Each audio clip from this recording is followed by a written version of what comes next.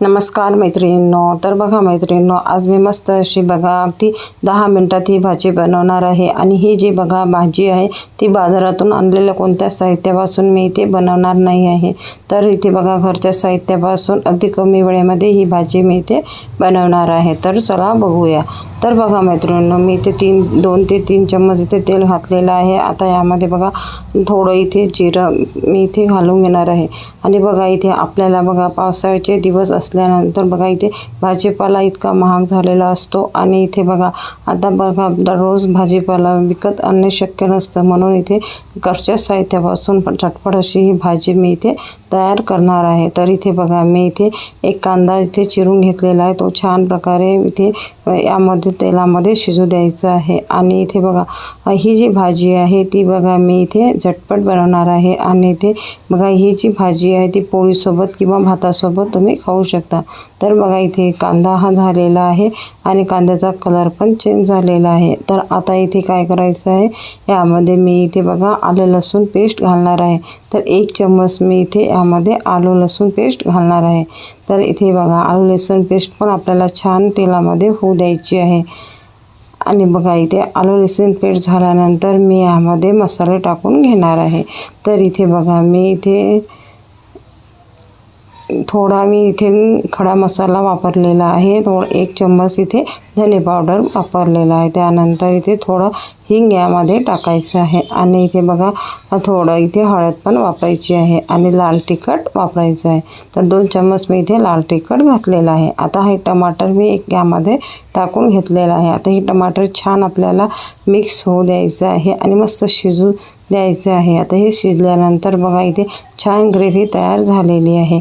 तर इथे बघा मी इथे यामध्ये बघा ग्रेव्ही तयार झालेली आहे. तर आता यामध्ये मी इथे बघा थोडं इथे किंचितचं पाणी टाकून घेणार आहे. तर थोडं आपल्याला इथे पाणी टाकून घ्यायचं आहे.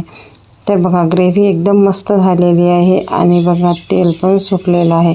तर आता इथे बघा मी 1 ते 1.5 चम्मच यामध्ये पाणी घालून घेणार आहे.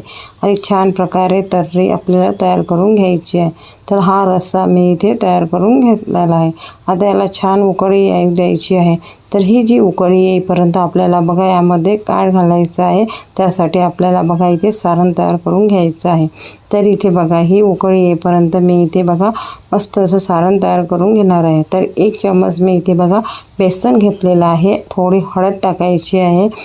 त्यानंतर थोडं आपल्याला लाल तिखट वापरायचं आहे. आणि थोडं इथे धने पावडर जिरेपूड वापरायचं आहे.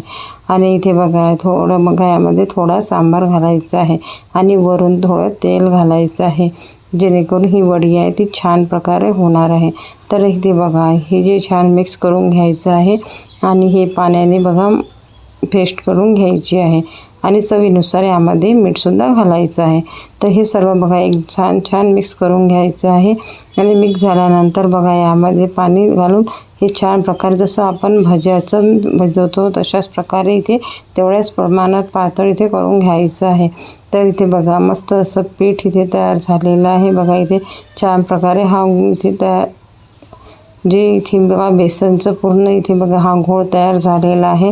आता आपल्याला बघा इथे हा जो गोळा आहे तो 5 मिनटं आपल्याला झाकून ठेवायचा आहे. झाकून ठेवल्यानंतर बघा इथे त्याचे आपल्याला वडी ही त्या रस्स्यामध्ये सोडायची आहे. तर इथे बघा 5 मिनटं झालेलं आहे.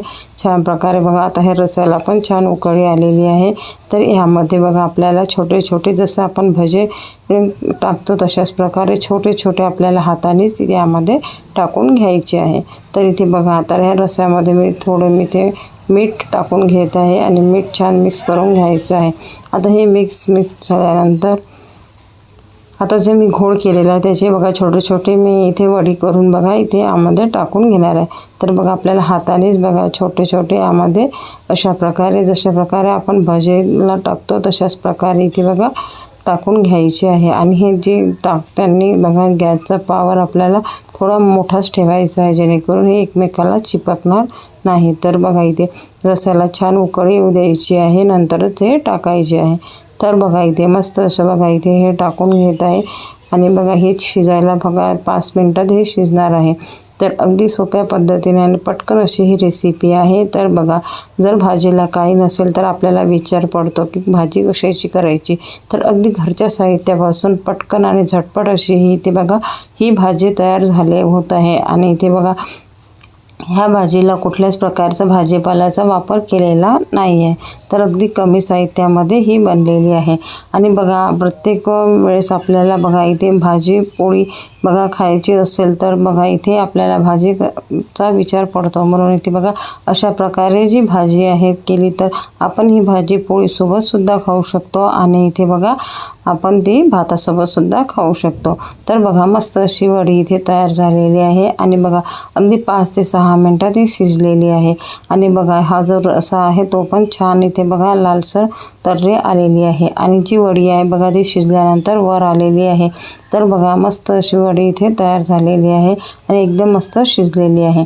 तर बघा अशा प्रकारे ही मस्त अशी सोप्या पद्धतीने मी भाजी बनवलेली आहे। तुम्हाला जर अशा प्रकारची भाजी बनवायची असेल तर तुम्ही सुद्धा नक्की बनवून बघा। मस्त अशी ही भाजी टेस्टी आणि स्वादिष्ट बनणार आहे। तर बघा, वरून मी इथे थोडा सांबार टाकून घेत आहे आणि भाजी बंद करून घेत आहे। तर बघा मैत्रिणींनो, मग मस्त अशी इथे बघा तर्री पण आलेली आहे आणि मस्त अशी कलर पण छान आलेला आहे। तर तुम्ही सुद्धा नक्की करून बघा ही भाजी आणि बघा अगदी कमी साहित्यामध्ये ही बनणारी आहे। तर व्हिडिओ आवडला असेल तर एक लाईक नक्की करा, चॅनलला सबस्क्राईब करा। धन्यवाद।